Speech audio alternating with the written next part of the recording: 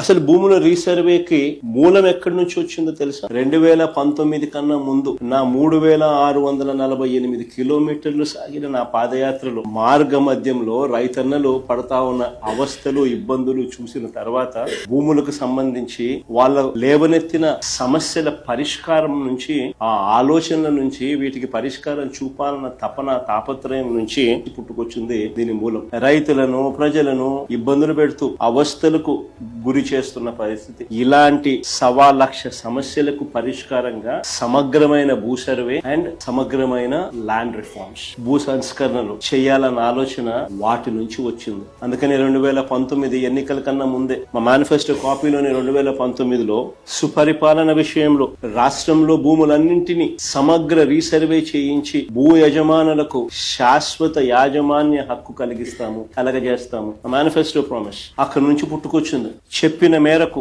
ఇది ఒక మహాయజ్ఞం అని తెలిసి 2020 డిసెంబర్ 21వ తారీఖున 100 సంవత్సరాల క్రిందట 1923లో బ్రిటిష్ ప్రభుత్వం తర్వాత, అప్పుడెప్పుడో బ్రిటిష్ వాళ్ళు సమగ్ర సర్వే చేశారు, దాని తర్వాత ఎప్పుడు కూడా ఎక్కడా కూడా సమగ్ర రీసర్వే అన్నది ఎప్పుడు కూడా ఆలోచన కూడా చేయడానికి కూడా ఎవరు సాహసించారు. చెప్పిన మేరకు సమగ్ర భూ సర్వే రికార్డ్స్ అన్ని అప్డేట్ చేయడం, సిస్టమ్స్ లీకి రిఫార్మ్స్ తీసుకొని రావడం మొదలుపెట్టి ఒక గొప్ప అడుగు పడింది ఆ రోజు.